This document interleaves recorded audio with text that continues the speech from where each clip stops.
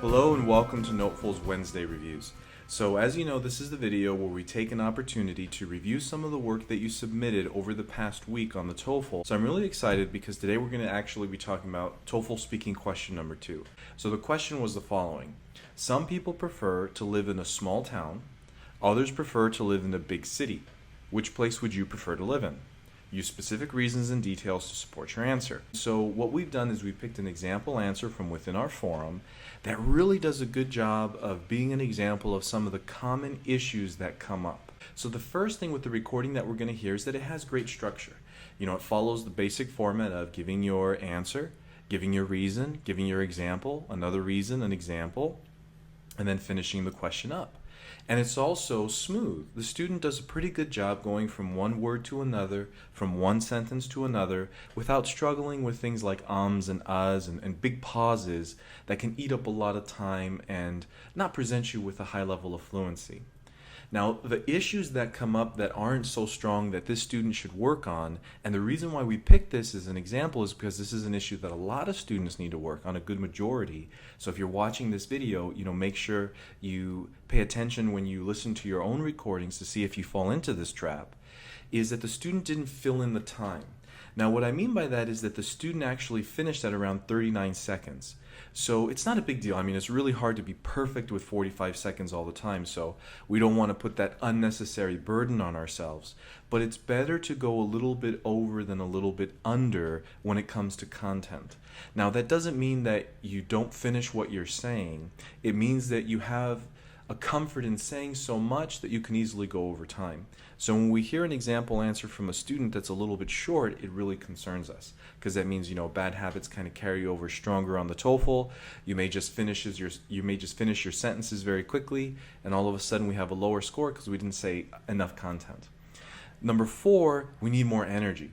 And I'm talking this to you individually because what I've noticed, what we've all noticed, is that a lot of students, sometimes you fall into one of two kind of habits.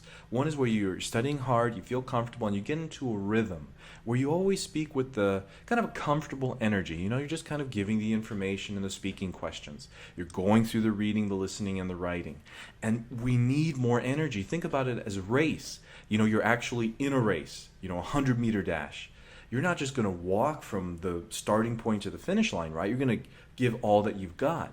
Now, that doesn't mean that you're rushing and just kind of pushing yourself to the maximum on the TOEFL, but you really have to sit up, lean in, and give it some energy. So that's going to raise your volume, improve your intonation, improve your focus so that you say better things, and it's going to carry across on the microphone much better to the grader and be influential. And, if the grader's debating, should I give this student a 4 or a 3? You're energetic, you're positive, you have some basic good elements of your answer, you're going to get carried over. So remember that. The student didn't have as much energy, even though the student was clear. And 5, natural content. It's something that we've been working on, and we work on with individually in tutoring sessions. And in a tutoring session, it's really easy, or it's easier, to work with the student to develop skills and habits, to not speak so generally when it comes to the examples, to refer to real experiences so that better details can be given, better explanations can be given that are more grammatically complex, because you're talking about a story, so naturally you're going to have some complexity there going into the past tense, referring to a sequential series of events, rather than just making some general sentences. And also, the vocabulary is naturally going to be bigger, because when you're talking about an experience, you're referring to something that you know about, and something that has things come up that have a natural variation in vocabulary, not just using big words. So let's go ahead and give this a listen. I would prefer to live in a big city rather than a small town for 2 reasons. One of the reasons is entertainment. For example, if you live in a big city, you will have many options if you want to go to theater or a restaurant. The other reason is education. For example, one of my cousin's family is staying in a small town where they do not have higher education facility. So if they want to go pursue higher study, they had to leave their hometown and they have to come to the big city. That's why I prefer to live in a big city. So thinking about this carefully with great structure, smoothness, but not filling in the time, finishing a little bit early, being kind of calm, not being quick enough or energetic enough to show confidence and a fluency with English that the student is capable of to differentiate herself, And the natural content that's not there to show a variation in vocabulary, to show more complexity with the example, this is going to fall into a general rating of 20 to 24 out of 30. Now, the reason why I have such a big range is just to let you know when you have these 5 elements, like the first 2 you have, but the other 3 you don't have. You're not filling in the time. You're not having more energy. You're not having natural content. You're kind of locked in the 20 to 24 range as long as your pronunciation is fair, is decent. If it's less, if it's weaker, we're going to get a lower score. So I hope that makes sense. And what I want to do now is talk about how do you submit your work so that you can get feedback on the next video review that we have. And that's actually by visiting our TOEFL forum. So below this video, you'll see some links, and within one of those links is to our forum, and you'll be able to see old questions that we posted. You'll be able to hear other students' example answers, and you'll actually have a resource that deals with the reading, listening, speaking, and writing so that you can get more help.